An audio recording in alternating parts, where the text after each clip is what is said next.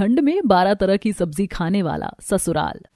सीमा सुबह सुबह ठंड में कांपते हुए रसोई में जाती है, लेकिन आज वह बाकी दिनों से सबसे ज्यादा खुश नजर आ रही थी। आज मैं जल्दी से सभी के लिए 12 तरह की सब्जी बना देती हूँ, लेकिन मुझे तो बहुत खुशी हो रही है। इतनी खुशी हो रही है कि मैं आज तो 50 सब्जी भी बना दूंगी। आखिर सीमा की खुशी का ऐसा क्या राज था कि जिससे खुश होकर वो खुशी में 12 की बजाय 50 तरह की सब्जी बनाने को भी तैयार थी। कड़ाकेदार ठंड थी और सीमा उसी में 12 तरह की सब्जी जैसे आलू मेथी, करेला, बैंगन, घिया, टिंडे, तोरी आदि तरह की सब्जी बना रही थी। सबसे पहले वह सभी सब्जी को ठंडे पानी से धोती है। यार सच में इतनी कड़ाकेदार ठंड में पानी का काम करना तो सबसे बड़ी मुसीबत का काम है। ऐसा लग रहा है नल से पानी नहीं, सीधा बर्फ का गोला निकल रहा है। हुई माँ, एक तो 12 तरह की सब्जी भी धोनी है, किसी भंडारा बनाने से कम नहीं होता ये काम यहाँ। उसके बाद सीमा 12 तरह की सब्जी काटती है और फिर साथ में प्याज, टमाटर, लहसुन सब कुछ काटती है। उसके बाद वह सभी बर्तन निकाल देती है और अलग अलग सब्जियां बनाने के लिए रख देती है। फिर जैसे एक सब्जी बनती है तो दूसरी सब्जी चूल्हे पर रख देती है। इस तरह काफी देर के बाद उसकी सारी सब्जी बनकर तैयार हो जाती है और वह साथ में गर्मा गर्म फुलके बनाकर सभी को खाना परोसती है। जल्दी खाना खाने आ जाइए, खाना तैयार हो गया है। सीमा डाइनिंग टेबल पर खाना रखते हुए सभी को आवाज लगाती है और सभी खाना खाने वहां पर आ जाते हैं। 12 तरह की सब्जी देखकर सब बहुत खुश हो जाते हैं और बड़े मजे से खाना खाना शुरू करते हैं। इतना स्वादिष्ट खाना खाकर तो मजा आ गया। 12 तरह की सब्जी खाए बिना तो स्वाद ही नहीं आता है और ना ही पेट भरता है। बिल्कुल सही कहा, 12 तरह की सब्जी देखकर तो मन प्रफुल्लित हो जाता है। 12 तरह की सब्जी में सभी सब्जियों की खुशबू कमरे में फैल रही है और माहौल को एकदम बढ़िया कर रही है। सच में मजा आ गया। अब इस तरह सभी तारीफ करते हुए खाना तो खा लेते हैं। उसके बाद सीमा रसोई में बर्तनों का ढेर धोने जाती है। यार इन बर्तनों को धोने में तो घंटों लग जाएंगे। कितनी सारी लाइन बन गई है। अब 12 तरह की सब्जी के बर्तन तो बहुत ज्यादा होते ही हैं। ऊपर से सर्द मौसम, ठंडा पानी में तो धोने का बिल्कुल भी मन नहीं करेगा। पर कोई बात नहीं सीमा, कुछ ही दिनों की बात है, जल्दी काम कर ले। आखिर सीमा किस चीज को लेकर खुश हो रही थी और कैसे उसको इन सब चीजों से जल्दी ही छुटकारा मिलने वाला था। दिन गुजर गए थे और कुछ ही दिनों बाद घर में जोर शोर से शादी की तैयारी चल रही थी। अरे बड़ी बहू, जल्दी कर, सभी औरतों को गीत गाने के लिए बुला ले घर में। वहीं बगल में बैठी शीला शांति को छेड़ते हुए कहती है, शांति, तेरी सारी बातें मैं समझ रही हूँ। छोटी बहू तो अभी घर में आई भी नहीं है और अब पहले से तूने सीमा बहू को नाम लेने के बजाय बड़ी बहू कहना शुरू कर दिया। लगता है तेरे मन में कुछ ज्यादा ही लड्डू फूट रहे हैं। अरे तो आखिर बहू के आने की खुशी किसे नहीं होती। अब मेरे दोनों बेटों की शादी हो जाएगी। बेटों की तरफ से तो मैं फ्री हो चुकी हूँ। सही बात है, ऐसा हंसता खेलता दिन भगवान सबको दे। उसके बाद सभी औरतें वहाँ पर आ जाती हैं और सभी गीत गाना शुरू करते हैं। घर में खुशी का माहौल था और धीरे धीरे शादी वाला दिन आता है। तब घर के छोटे बेटे यश की शादी प्रीति नाम की लड़की से हो जाती है और वह शादी करने के बाद अपने ससुराल आती है और धूमधाम से उसका गृह प्रवेश करवाया जाता है। आओ बहू, गृह प्रवेश करो। तुम्हारे ससुराल वालों ने तुम्हारा बेसब्री से इंतजार किया है। ये बात सुनकर सीमा मन में, बिल्कुल सही कहा, इतनी बेसब्री से तो किसी ने इंतजार नहीं किया होगा जितनी बेसब्री से मैं इंतजार कर रही हूँ। इतने टाइम से इतना सारा काम अकेले जो किया है, अब पूरे तरीके से भरपूर फायदा उठाऊंगी। तो इसीलिए सीमा को बहुत ज्यादा खुशी हो रही थी। लेकिन अब देखना है कि सीमा आखिर क्या करेगी। प्रीति की मदद लेगी या उसके दिमाग में कुछ और खुराफाती चल रहा है। गृह प्रवेश करने के बाद प्रीति कमरे में सोने चली जाती है और अगले दिन जब उसकी पहली रसोई थी तो वह तैयार होकर आती है। हॉल में सभी बैठे थे और ठंड में सुबह की चाय पी रहे थे। अच्छा बेटा, तुम उठ गई।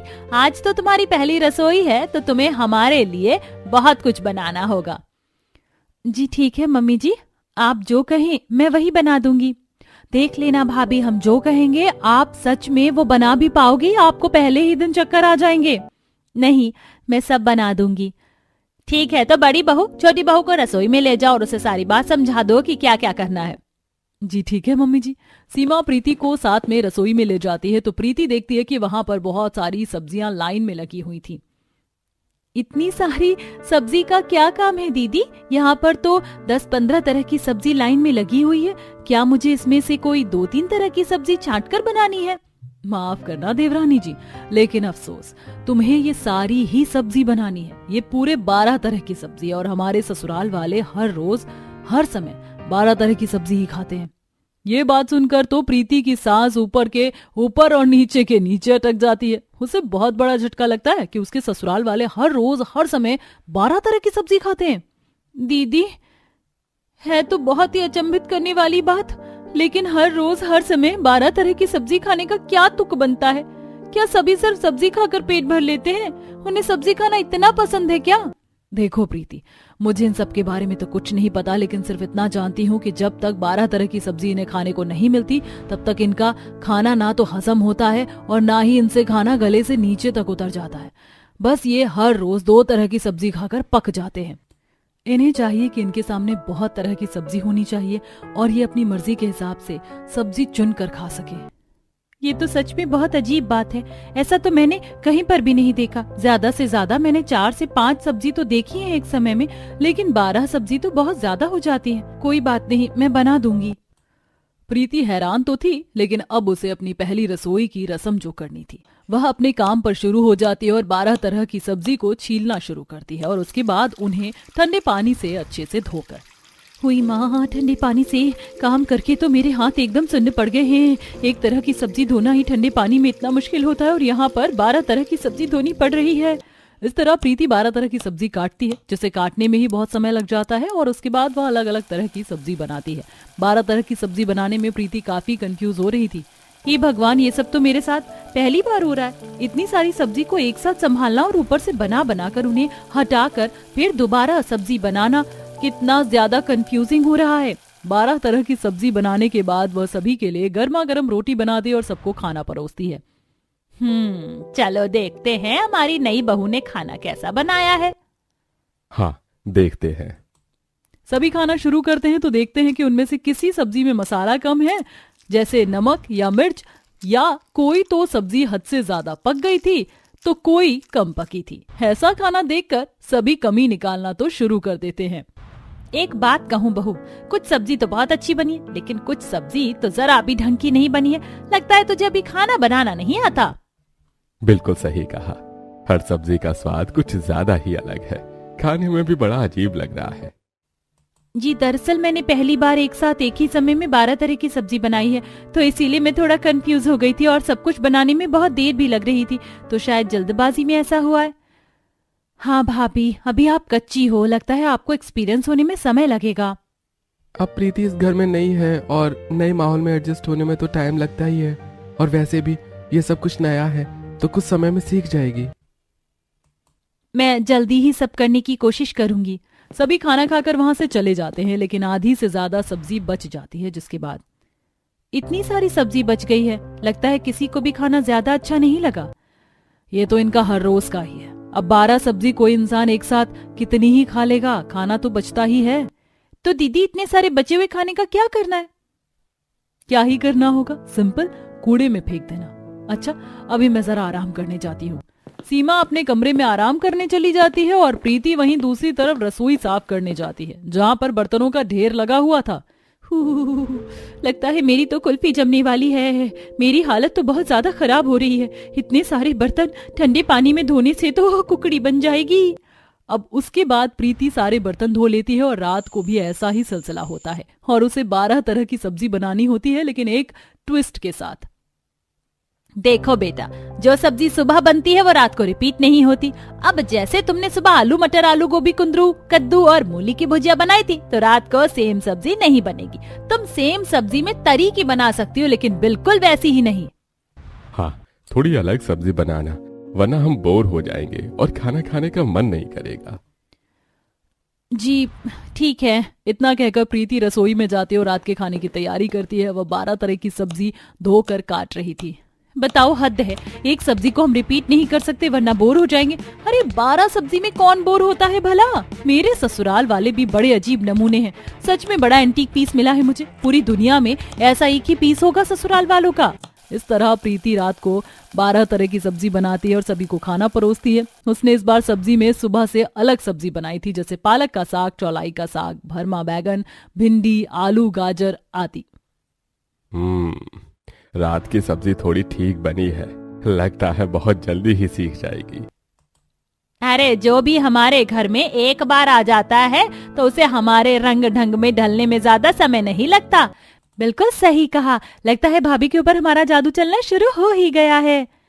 लेकिन जादू है बहुत खतरनाक, ऐसा जादू तो किसी पर नहीं चलना चाहिए। हे भगवान, मैं तो आज एक ही दिन में परेशान हो गई हूँ।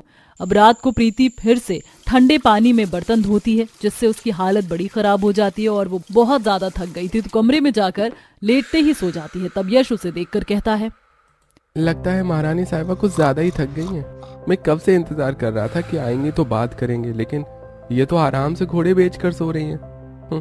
चलो सोने देते हैं, मैं भी सो जाता हूँ। इस तरह 2 दिन गुजर जाते हैं और अब प्रीति बहुत बुरी तरह थक गई थी। वहीं दूसरी तरफ सीमा प्रीति की बिल्कुल भी मदद नहीं कर रही थी। तो एक शाम जब प्रीति रात का खाना बनाने की तैयारी कर रही थी और 12 तरह की सब्जी काट रही थी, मुझे मेरी जेठानी जी के लक्षण कुछ ठीक नहीं लग रहे हैं। जिस दिन से मैं इस घर में आई हूँ उन्होंने मेरी मदद तो की ही नहीं है। लगता है 1 नंबर की बड़ी आलसी हैं और जेठानी होने का फायदा उठा रही हैं। लेकिन ऐसा नहीं होना चाहिए, या तो बहुत बड़ी नाइंसाफी है। एक तरफ कुछ ऐसा हाल था तो वहीं दूसरी तरफ सीमा अपनी प्लानिंग कर रही थी। अच्छा मौका है, आज ही मम्मी जी से बात कर लेती हूँ और कल से बस आराम ही आराम होगा। आखिर सीमा क्या प्लानिंग कर रही थी? वह शांति के पास जाती है और उससे कहती है, मम्मी जी, मैं कह रही थी कि मुझे काफी महीने हो गए हैं, 6 महीने से भी ज्यादा मैं अपने मायके नहीं गई, तो मैं सोच रही थी कि मैं मायके चली जाऊं। अरे नहीं नहीं, अगर तुम मायके चली जाओगी तो हमारा 12 तरह की सब्जी खाने का काम कैसे होगा? मम्मी जी, अब तो घर संभालने के लिए देवरानी जी भी आ गई हैं और 2 दिन में मैंने उन्हें अच्छे से ट्रेन भी कर दिया है। आप लोगों का बिल्कुल भी परेशानी नहीं होगी, बस कुछ ही दिन की बात है, मैं जल्दी आ जाऊंगी। अच्छा ठीक है, चली जा।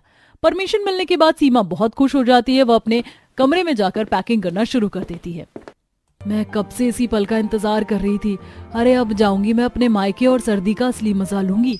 अब अगले ही दिन सीमा अपने मायके चली जाती है। अब घर का सारा काम प्रीति के ही ऊपर आ गया था। अब वह दिन रात अपने ससुराल वालों के लिए 12 तरह की सब्जी बना रही थी। एक दिन प्रीति सुबह 4 बजे उठकर रसोई में खाना बना रही थी। सब्जी बनाते हुए प्रीति खुद से कहती है, सही है जेठानी जी तो बड़े आराम से पीछा छुड़ाकर चली गई और यहाँ सर्दी में मुझे इतनी परेशानी हो रही है। घर का बाकी काम भी करना होता है और नाश्ता सबको समय पर चाहिए, तो जल्दी उठना होता है। हरी अगर 2-3 तरह की सब्जी हो तो इतनी परेशानी ना हो। 12 तरह की सब्जी बनाने के लिए ठंड में इतनी जल्दी उठना पड़ता है। प्रीति यहाँ खुद से ही शिकायतें कर रही थी, लेकिन इसके अलावा और करती भी तो क्या। बेचारी की हालत बहुत खराब हो गई थी। सुबह शाम 12 तरह की अलग अलग सब्जी बनानी और उसके बाद उसकी वजह से ठंडे पानी में बर्तनों का ढेर साफ करना अब उसका रोज का हो रहा था। प्रीति बाजार में एक दिन सब्जी लेने जाती है। हे भगवान, मेरे ससुराल वालों को जरा सद्बुद्धि दो, पता नहीं कैसे उल्टे काम करवा रहे हैं। हर रोज इतनी सारी सब्जी वेस्ट करके डस्टबिन में डालनी पड़ती है। अरे जब इतनी सब्जी खानी ही नहीं होती तो ये बनवाती क्यों हैं? खुद से बात करते हुए प्रीति एक सब्जी वाले के पास पहुंच जाती है। भैया, आप मुझे सारी 12 तरह की सब्जी दे दीजिए, सारी 2-2 किलो दे दीजिए। अरे लगता है आपके घर में हर तरह की सब्जी खाई जाती है। हाँ बिल्कुल, खाई हर तरह की सब्जी जाती है, लेकिन सब कुछ एक ही समय पर खाया जाता है। मेरे ससुराल वालों ने मेरी नाक में दम किया हुआ है। सब्जी वाला एक एक करके सारी सब्जी तोलना शुरू करता है और सब्जी तोलते हुए कहता है, अरे इतना क्यों फेंक रही हो बहन जी? भला एक बारी में इतनी सारी सब्जी कौन ही खाता है? ये बात सुनकर प्रीति को और गुस्सा आ जाता है और वह गुस्से में कहती है, अरे मुझे पता है कि तुम्हें पता है कि मेरे ससुराल वाले कितना खाते हैं और कितना नहीं, और कैसे खाते हैं कैसे नहीं। अगर विश्वास नहीं तो कभी मेरे घर आकर देखना, तब पता चलेगा। अच्छा ठीक है बहन जी, शांत हो जाइए। मैं समझ गया कि आप सच कह रही हैं। सब्जी वाला सब्जी तोलकर प्रीति को देता है। अब 12 तरह की सब्जी लेकर प्रीति वहां से जाने लगती है। प्रीति लड़खड़ाते हुए घर तक आ रही थी क्योंकि इतनी भारी सब्जी लेकर उसके दोनों हाथ दुखने लगे थे। बड़ी मुश्किल से वो घर आती है और जल्दी से सब्जी का थैला छोड़ देती है। हुई माँ, मेरे तो दोनों हाथ टूट गए, इतना भारी सामान था।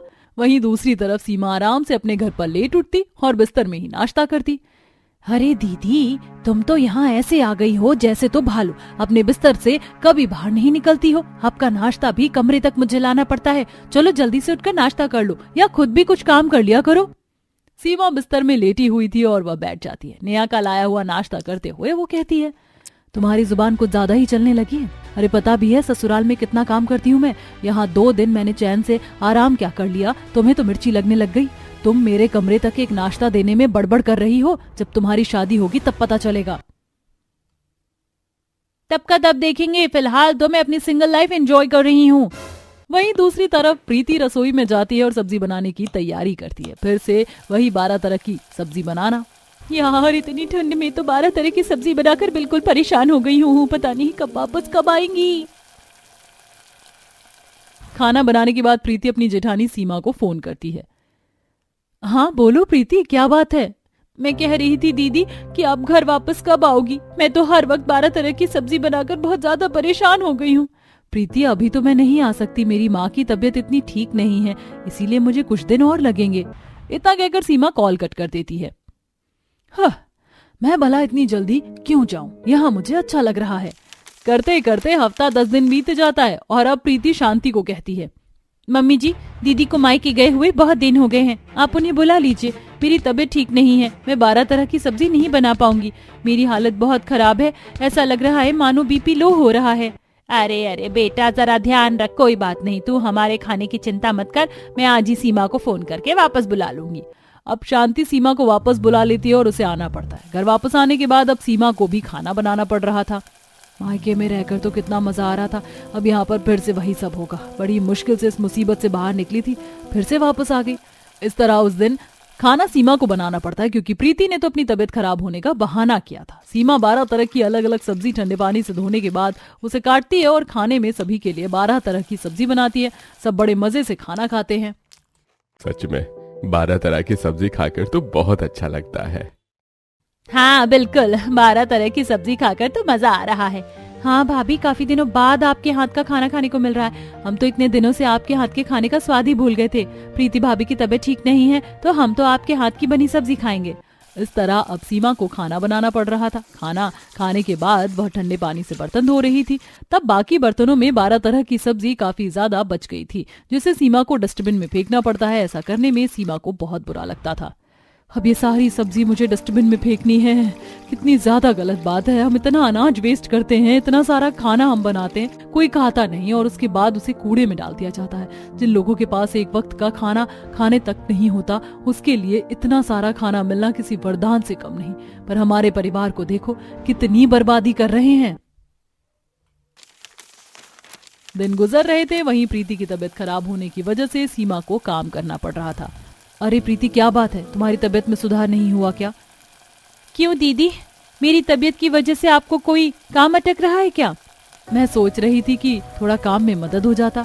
मेरी मदद करवाने का टाइम तो अब जेठानी होने का फायदा उठा रही थी और मुझसे पहले मायके भाग गई। मैं आपकी मदद नहीं करवा सकती, मेरी तबीयत ठीक नहीं है।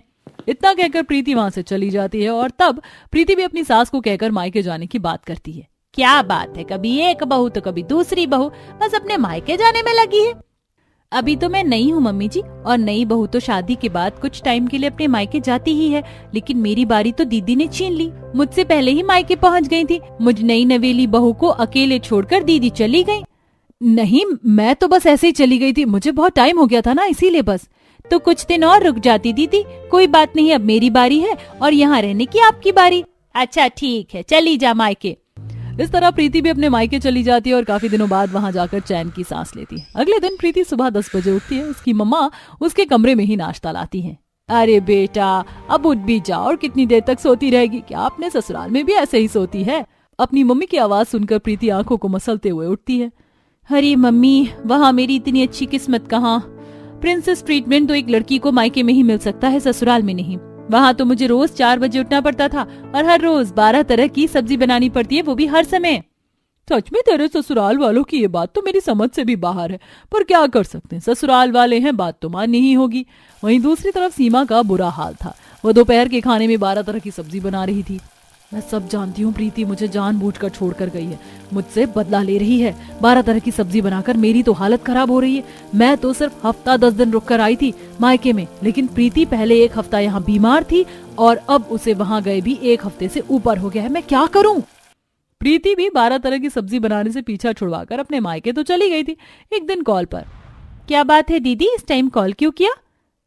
तुम्हें मेरी मदद करवानी ही होगी देवरानी जी, वापस आ जाओ, बहुत दिन हो गए।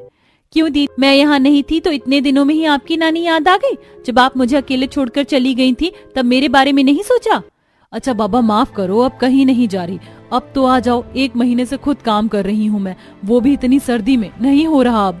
लेकिन 10-15 दिन में प्रीति को भी वापस आना ही पड़ता है। वापस आने के बाद अब तो हम काम आधा आधा कर लेंगे तो आसान हो जाएगा। 6 तरह की सब्जी मैं बना लूंगी, 6 तरह की तुम बना लेना। अब ऐसा करके दोनों का काम आधा वो बांट लेती हैं। दोनों हर रोज रसोई में 6 तरह की सब्जी तो बनाती हैं और काम जरा आसान हुआ। लेकिन हर रोज इतना सारा खाना फेंकना अच्छा नहीं लग रहा था। अब दोनों बहू काफी परेशान थी कि एक दिन मैं सोच रही थी कि हम दोनों ने अनजाने में एक दूसरे की मुसीबतें बढ़ाई हैं और एक दूसरे को परेशान किया। मायके जाकर क्यों ना हम दोनों एक साथ मिलकर मायके चले जाएं, क्योंकि ऐसे तो हमारी बात कोई नहीं मानेगा। ऐसे बहुत खाना वेस्ट होता है और हमारी मेहनत भी। हमें हड़ताल करनी ही होगी, ऐसे कोई नहीं मानेगा। सभी के पास जाकर मम्मी जी हमें जरा सब्जी कम बनानी चाहिए, बहुत खाना बर्बाद होता है। हाँ, इतनी सब्जी कोई नहीं खाता जितनी हम बनाते हैं। आप लोग प्लीज 12 तरह की सब्जी बचाएं और थोड़ी कम तरह की सब्जी खाएं। अरे हमारे ज्यादा खाने से तुम्हें किस बात की एलर्जी है? हमें आपके खाने से एलर्जी क्यों होगी भला? बस खाना बर्बाद होता है, उससे दुख होता है। तो बस फिर बर्बादी का छोड़ो, हमारे लिए घर में 12 तरह की सब्जी ही बनेगी। दोनों पक्ष में काफी देर बहस होने के बाद भी कोई फैसला नहीं होता। तब ठीक है, तो अब हम भी 12 तरह की सब्जी नहीं बनाएंगे। बिल्कुल सही कहा। ऐसे तो हमारा पूरा दिन बस रसोई में ही चला जाता है और हम कुछ कर भी नहीं पाते हैं। साथ में इतना सारा खाना बर्बाद होता है।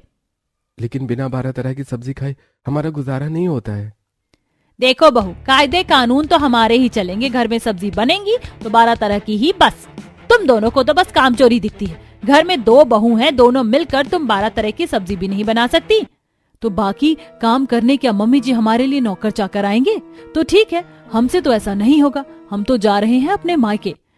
दोनों ये बात ससुराल वालों को बताती हैं और उसके बाद मायके चली जाती हैं। अब दोनों बहू के जाने के बाद सर्दी में 12 तरह की सब्जी कौन ही बनाता? मुझसे तो 12 तरह की सब्जी अब अकेले बन ही नहीं रही है। मुझे तो सर्दी में खाना बनाने में भी आलस आ रहा है। बिल्कुल सही कहा, बहू के जाने के बाद तो ठीक से खाना नहीं खाया जाएगा। मैं तो कहता हूँ बुला लेते हैं उन्हें। हाँ मम्मी, भाभी 12 तरह की सब्जी बनाने के साथ साथ और भी कितने सारे पकवान बनाकर हमें खिलाती थी। कोई बात नहीं, 12 तरह की सब्जी नहीं बनाएंगी तो क्या हुआ, 3-4 तरह की तो बना ही देंगी आप। वापस भाभी को बुला ही लो। इसीलिए ससुराल वाले परेशान होकर उन्हें बुलाते हैं और कुछ दिन बाद दोनों वापस आती हैं। ठीक है, अपनी हड़ताल बंद करो और बताओ क्या चाहती हो। बस यही कि बहुत सब्जी बर्बाद होती है।